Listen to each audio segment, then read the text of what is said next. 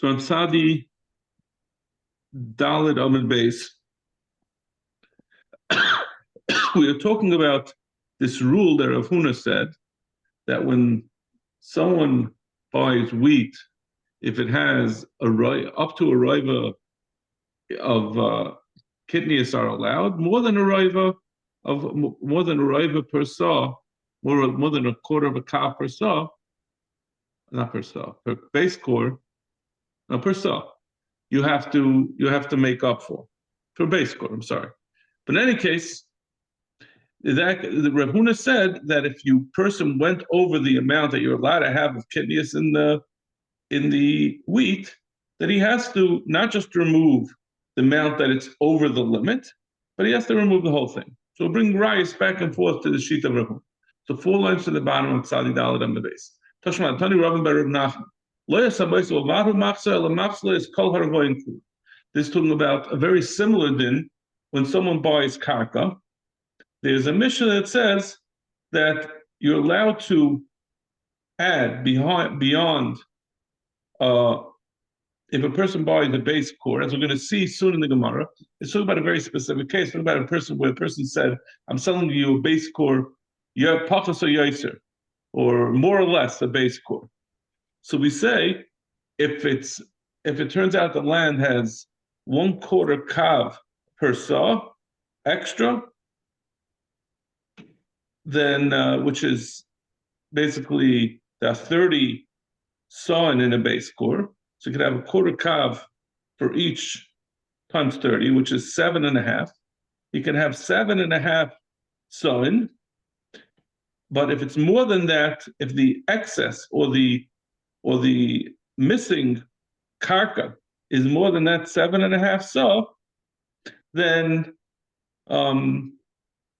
he has to he has to not just return those quarters, but he has to return the whole thing. There's a riot of Huna was saying, since he has to return, since there's a din that he has to make up what he took extra, not only does he take what was beyond the amount that's allowed, but he has to even do anything above the agreed upon amount, even though normally we would say he's Michael. Over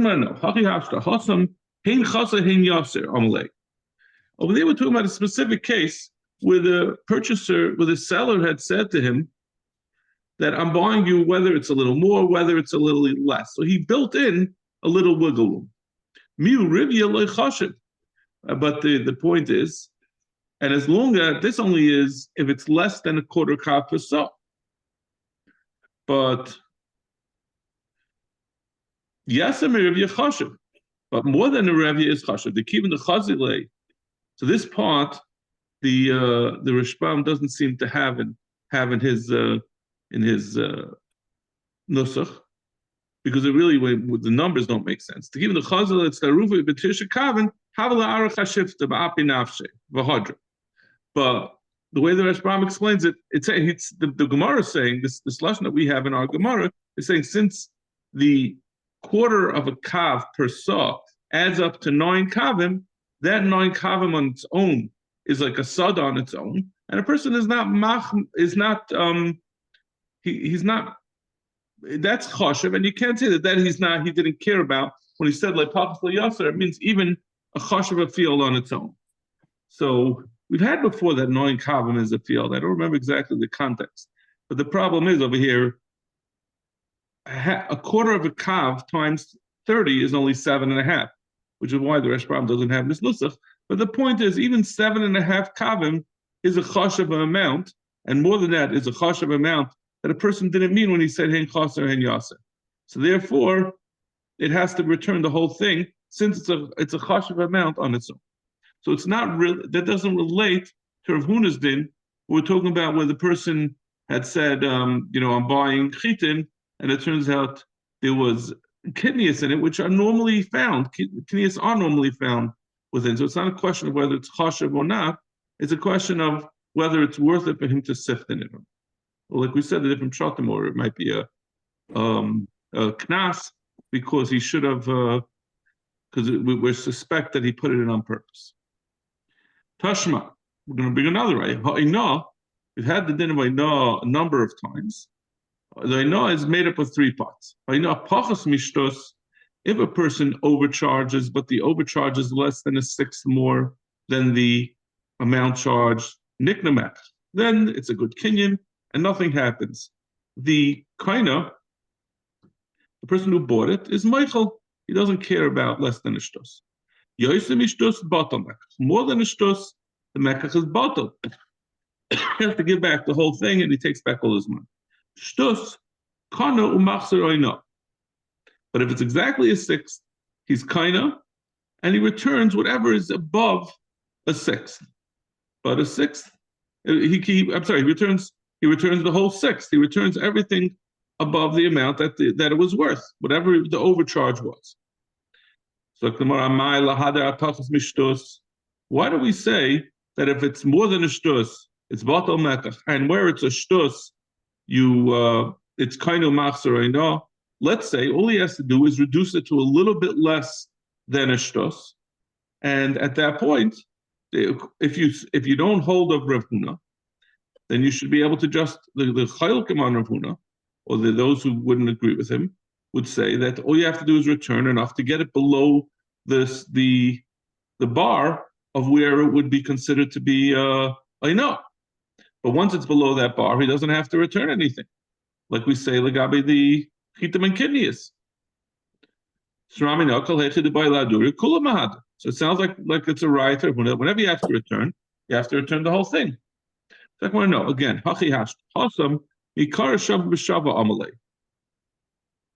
Over there, when a person buys something, he expects to get his full value. Miu pachas mishtos lo yadia b'mana. Lo yadia b'mana. Oh, there's some. I think the Rashbam takes out the word b'mana. Pachas mishtos lo yadia, less than a shtos. Person isn't aware of. Ubachal inish, and the person is meichel.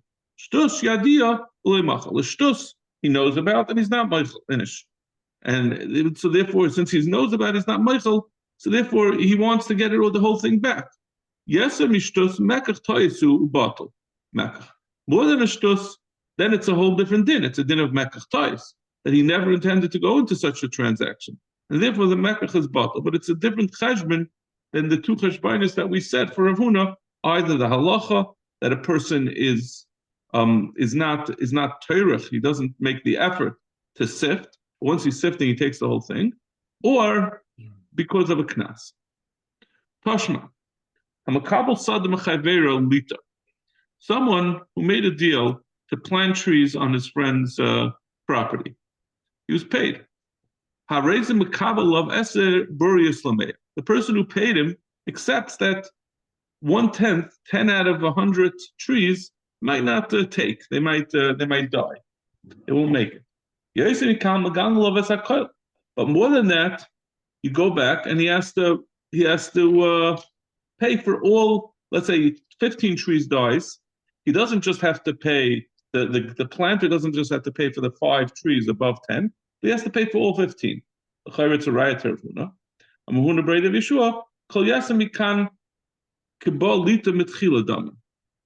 Says no.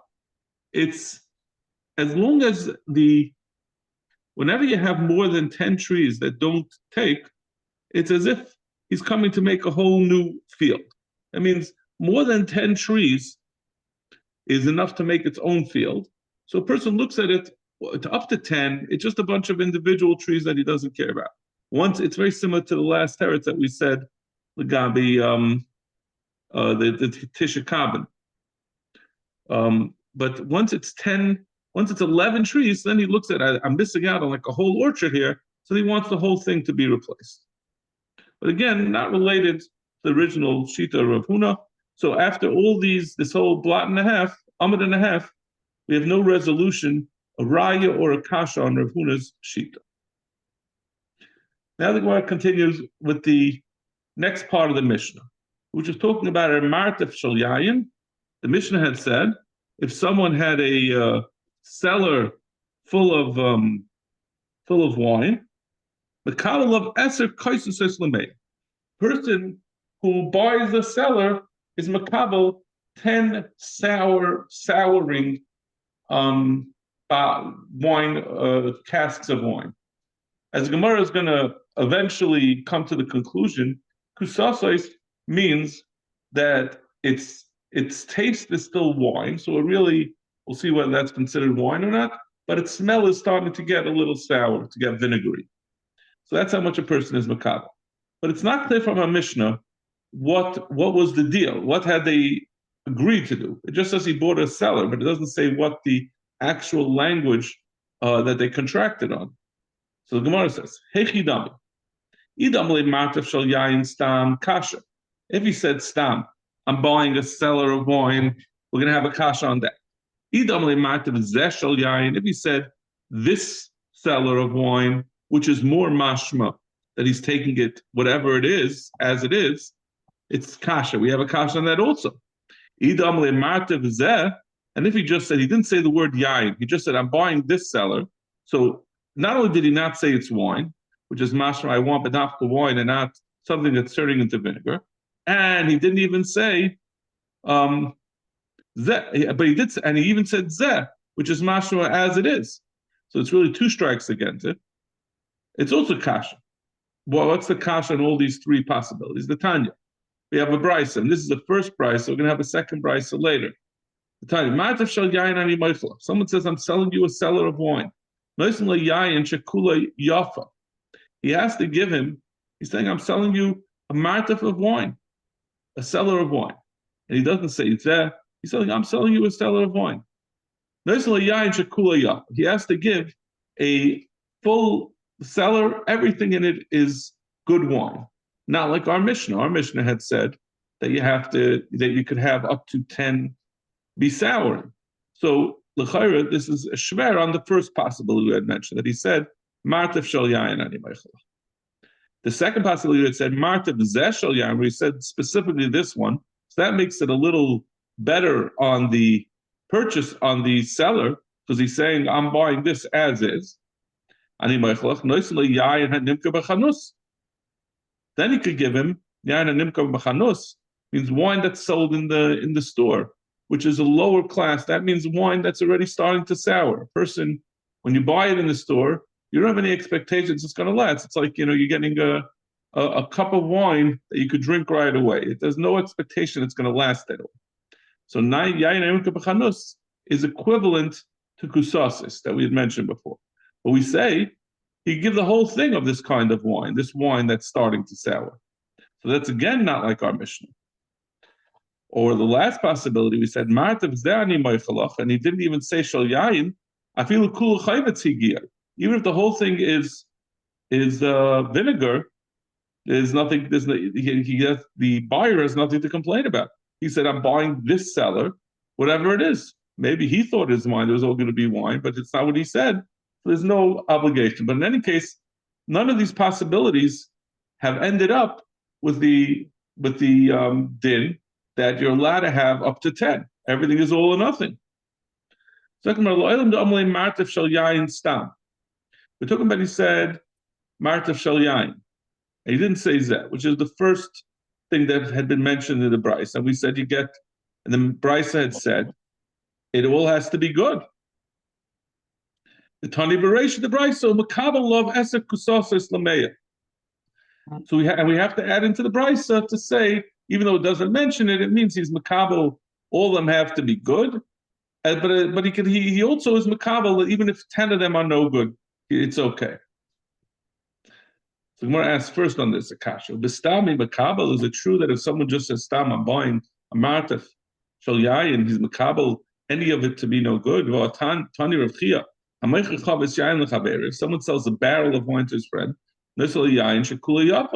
the whole barrel has to be good. He can't have part of it be starting to sour.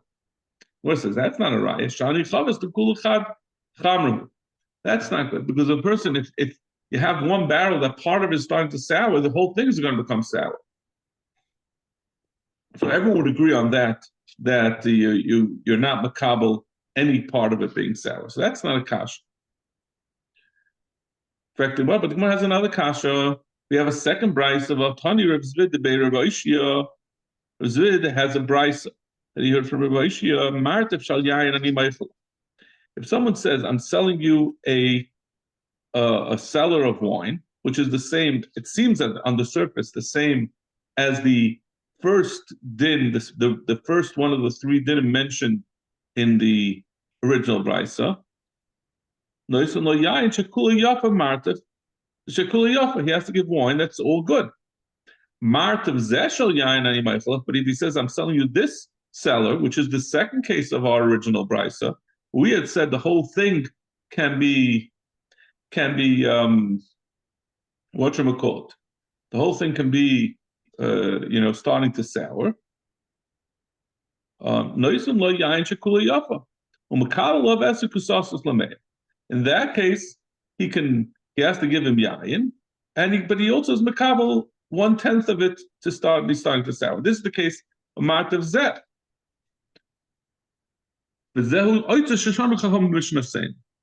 And the Amora says that this is what our Mishnah was talking about when we said that you have a case where a person is makabel when he buys 10% to be sour. So this is shver.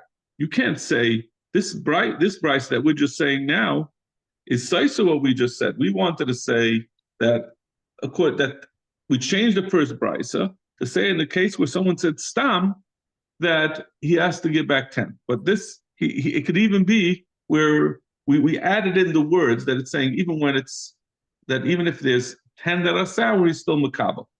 But this second brisa it very clearly says that the case of martav shel yayin, the stam martav shel yayin, is he has to give it all be good wine, because he says the second case when he says there that's where he uses makabel 10. So the Gemara is chayzer from the original shot that we said that the first brisa when it said the case of stam, it was really talking about that you get to have even 10% be sour. Ella Masisanami the Amalezeh. So Elamai, our Mishnah must be like it said in the Bryce of Reb Zvid, we said Yayin Martav Shel Yayin Zeh. Martav Zeh Ani Meichelach, not Shel Yayin. We said Martav Zeh Ani Meichelach. Affecting Mara Kasha Zeh Zeh. But L'chayra, this is where he says the first Bryce had said in the second case, where he said Martav Zeh Ani Meichelach, he said that he gives him. It could all be starting to become ruined. And this second brisa now, the brisa Zvid is saying, where he says Martav Zeh, that it's 10% could be sour. So tomorrow like kasha. It's one of the brisa of Reb Zvid is talking about where he said I'm buying it to cook with, which is very strange to our ears, but it seems in the time of the Gemara, wine that was needed for cooking was a higher quality, because if you bought something for cooking, you were going to be using it over a long time. You weren't going to use it all in cooking right away. You're going to keep a bottle and cook with it. Because it has to still be good in 3 months when you finally get around to that last roast. So therefore, when he says lemikva, that is another way of saying I want higher quality. So then the Gemara explains there is Zvid Amalei lemikva. Rav Zvid is talking about where he said lemikva, and that's why Rav Zvid said that he's makabel. So he said Martav Zeh Ani Meichelach, but he said Martav Zeh is lemikva. Therefore, he has to take. The whole thing has to be good. Brisa Delayamalei lemikva. Vid was by Zeh. He said you can get 10 cases. Are we talking about the Martav Shel Yayin Meichelach Noisel Yayin Shekula Yafa. Martav Zeh Shel Yayin Meichelach. I'm sorry, no, we're talking about Martav Shel Yayin Ani Meichelach, right? Even though we asked Kasha Zeh.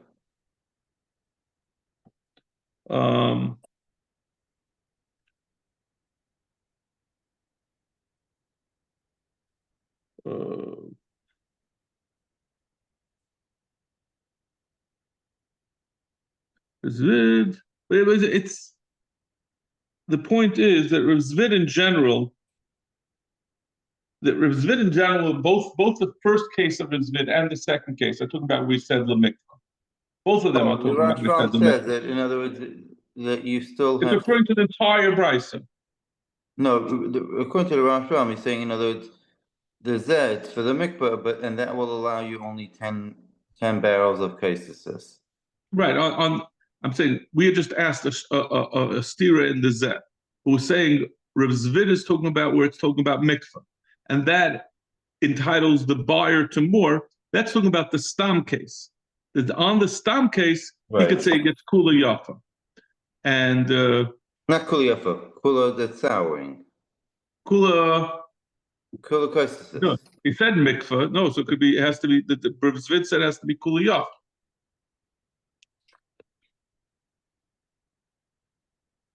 The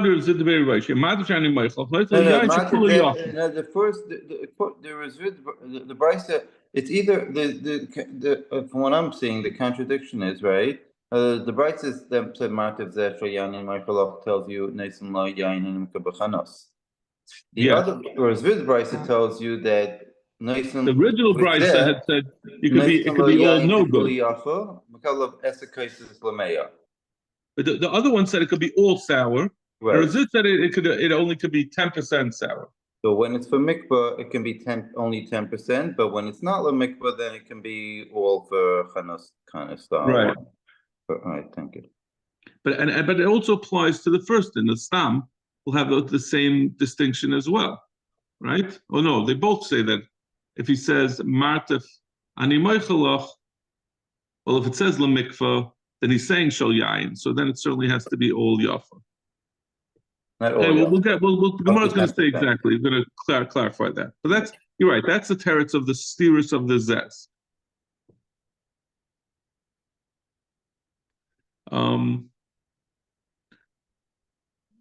Hilkach martif shal yayin v'amalei lemikva.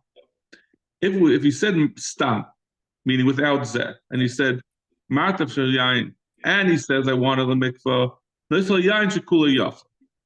give wine that's kula yafa, which is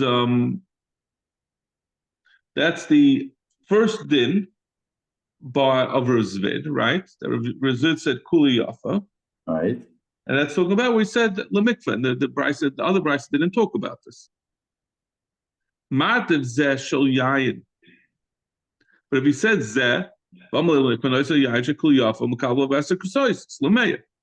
Zvid said, is that you're allowed to have 10, even though you said lemikva, but since you said zeh, that takes away a little bit from that, right? Because he's saying I want whatever's here, it's an as-is situation, so he has to accept 10 sour. Martiv zeh shel yayin, if he says zeh, and he says shel yayin, v'lo amalei lemikva, the final one is he could give the whole thing if he said zeh, and he didn't say lemikva, so therefore he can give him yayin. Yayin could mean even sour wine, and since he said zeh, that's enough to bring it down. That it's it could be already soured, which is this is now the second case of the first brisa, right? We're distinguishing that from the din of Rav Zvid, and it's not the case. We're being chayzer what we said before, that the first brisa was talking about our Mishnah. Now we're giving up on that. But ibaylu martif shel yayin, if he just said stam, that we didn't address. And he didn't say lemikva. Mai. One says he does accept to have 10 that are starting to become sour. One says not. The mandam who says that he does accept having 10 sour, dayik midirav zvid. He's medayik from Zvid. He said if you say lemikva, right? We understood Zvid to be talking about where he said specifically lemikva. If he said stam without zeh, we said he has to give kula yafa. Time of lemikva. But the mashmois is only because he said lemikvah. Haloy amalei lemikvah makabel. If he didn't say lemikvah, then he would be makabel 10. It's only because he added that extra provision that benefits the buyer. That's why he doesn't have to take anything. But without that, he would have to take 10 sal. Manda amalei makabel. The other manda who says when you say stam and he doesn't say lemikvah, he doesn't say zen, he doesn't lay lemikvah. Daik mi brisa. He's daik from the first brisa. The kani martav shal yan ani ma'ichlach. He said, so it's not just really a deal.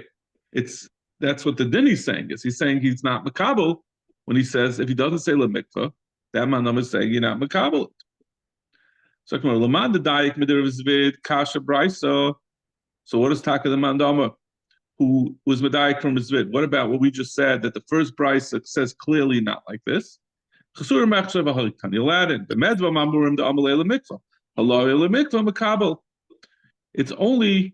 that he's only that which he's makabel, that which he's not, which he gets kuli off is only where he said lemikvah. But eina chanami, the ratio of that brisa has to be talking about if he did not say lemikvah, he would taka be makabel the 10 sour. So we would add in those words to the first brisa. But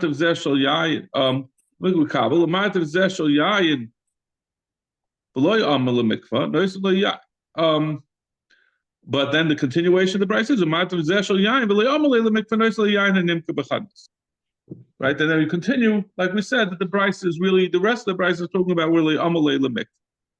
Ulaman the diagonal brisa, the man who said that when we die from the brisa that says that, well, we originally wanted to say that he doesn't make this emendation that we just made to the brisa. He reads the brisa kepshuta. It's talking about where he didn't say lemikvah, and even so, he gets kula yafa by stam. Kasha the Rav Zvid. And why does the Rav Zvid say only where he says the mikvah? The kumalei del mikvah. Because the kumalei del amalei lemikvah. Haloi amalei lemikvah with kabel.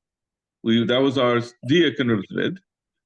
So who I didn't have agav the loy amalei lemikvah. The Gemara says that Tana, that Amira who darshans from the brisa would say, Rav Zvid would say is that even where he didn't say lemikvah, loy makabel. V'haydu kumalei del amalei lemikvah mishum the kasha zeh.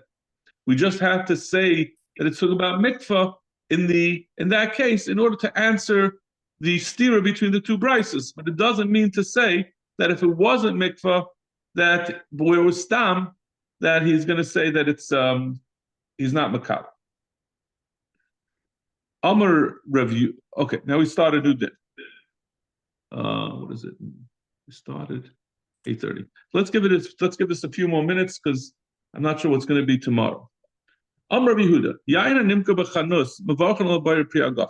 This wine that's souring, as we're going to see in this Gemara, means wine that has the taste of wine but the smell of vinegar. You make a bracha bayir pri agaf, and it's still considered to be a gefen. Because the Amar gabi chamra the akram lamli, you have to make a bayir pri agaf on wine that's going bad. No, it's no longer. You just do a shahakol. You don't make a bayir pri agaf. Meisvei ala pasha ifsha. If you have bread that starts getting moldy, and wine that starts becoming sour, and on, let's say, rice, something that you normally make mezainis, but it's starting to go bad and it's losing its tzura, it's no longer so good. Any kind of food that's going bad, you no longer make the original bracha. This is not so big to us because we would never eat such a thing, I imagine. So, but in any case, we see that in all these things, we said yayin shehikrim make a shahakol. So how could Rabbi Yehuda say you make a bayir pri agafen? Rav Yehuda the portsumod the mizdav not karnasa. It says Rabbi Yehuda is maida on the kind of wine that's really just on the last legs and really totally going bad. It's being sold on street corners. That in that he's masking that you make a shahakol. So that's what that brisa that we just said that you'll make a shahakal on wine going bad. It's talking about wine that's at a further stage, not at the stage that we've been talking about till now, where it just has the taste of wine and the smell of vinegar. Who do we pass them like? When you have wine that's in this intermediate stage, the middle stage, who do we pass them like? Do you say make a ber piragafen, or do you make a shahakal? I know a brisa, I know a mishnah, a brisa, the Tanya. This brisa will really express both opinions, so it's not going to be so clear. The Gemara later on is going to ask what sheet does he go in this brisa? Tanya, somebody who separated one barrel of truma, and he says, every time I'm going to take from the rest of my tuah, I'm going to separate from this barrel, some of it should be truma. So in order that it should be good truma, he has to make sure, talking about yayin, he has to make sure that it's still wine, that it hasn't gone bad and turned into vinegar. You can't separate vinegar on wine. So he goes and tastes it. Obviously, he separates truma from that little bit, and he tastes it to make sure it's fresh. And he goes and the next 2 months, he's taking off from that same barrel, that closed barrel. He's designated this gallon should be truma for this, and Maisa for that. And at the end, he opens it up and he finds that the barrel has turned into vinegar. So the psak of the brayso says, "Kol gamiyoyim v'aday mikan ve'elech safek." The first 3 days are certain, and the other days are safek. My comment, what is this saying? So some machlokes what the meaning of that is. Amar Rabbi Yochanan hakikam, kol gamiyoyim harishonim v'aday yayin. He tasted it right at the beginning, and it was still wine. And then it remains wine for at least 3 days. But anything that was used after that to separate Trumas and Maasros is going to be a suffix whether the Truma was separated. You're going to have to separate again. My timer, Chamra miloi akka. Chamra, wine starts becoming sour from the top. By ti'ima, and this person tasted it and it was perfectly fine at the top of the barrel. It didn't turn sour at all. If it started to become sour right after he tasted it, it would go into the intermediate stage where its smell is already vinegar, but the taste is still wine. For the next 3 days, it's still going to be wine. It takes 3 days to go from being perfectly good to get to the stage where both the taste and the smell are vinegar. So in those 3 days, it's going to be first get a smell of vinegar, and then after 3 days, it's going to get the taste of vinegar. So those 3 days are still good wine. So whatever you separate truma, the first 3 days is good. That's what he understands. When it says kol gamiyoyim v'aday mikan ve'elech safek, it means the first 3 days are all good. That's Rabbi Yochanan. Rishub ben Levi Omer kol gamiyoyim achronim v'aday chaymitz mikan la'alon safek. He says the other way around. He says the last 3 days are certainly vinegar because you tasted it. That means it already was vinegar for 3 days. And the days before that are suffix, but it's still the whole time it's going to be considered suffix. It's going to be truma. My time, what's his reasoning? Chamra mitatoya. Chamra, wine starts becoming vinegar from the bottom. Ve'emer akka. Maybe when he tasted it, it was already sour v'lavadaita, and he didn't realize it because he tasted on the top. And even if you'll say it started getting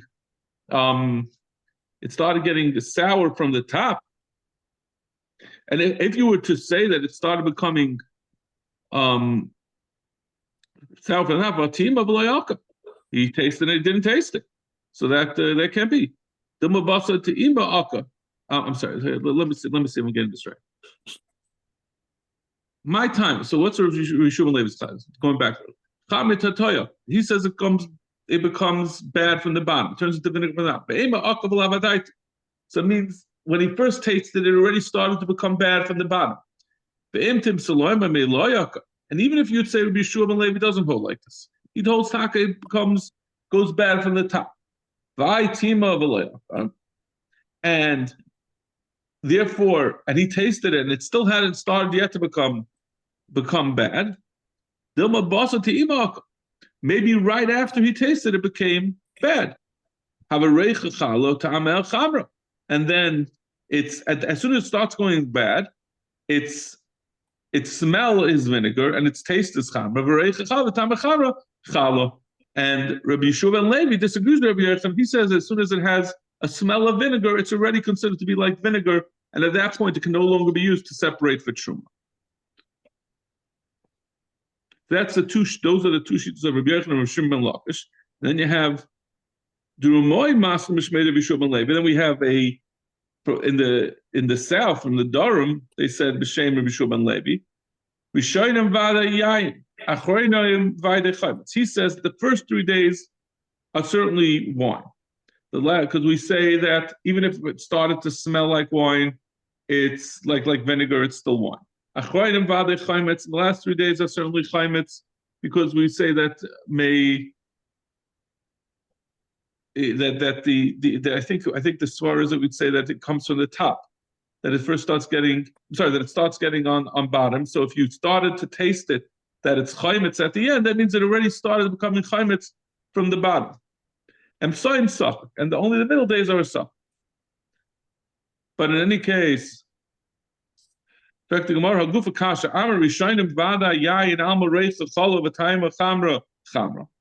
in the beginning, it's considered to be yayin, a vada yayin. That must mean that if the tam is still chamra, it's still treated as wine. So the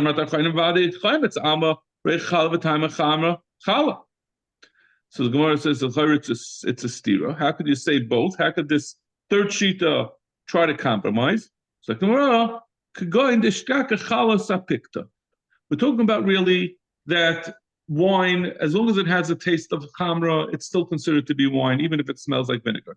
But when he opened it up at the end, it had a very strong taste of vinegar. If it has a very strong taste of vinegar, then that means it already had it for 3 days. Do you love the akat klasi? Yeah. What happened? Okay. Do you love the akat klasi? You will have mishtaka chalos apiktik. Come on, Pashalei. Who do we hold? I'm going to be done in 1 second. Come on, Pashalei. We could come out, one pass is like one pass is like the other. Going to stop over here and have a good fach.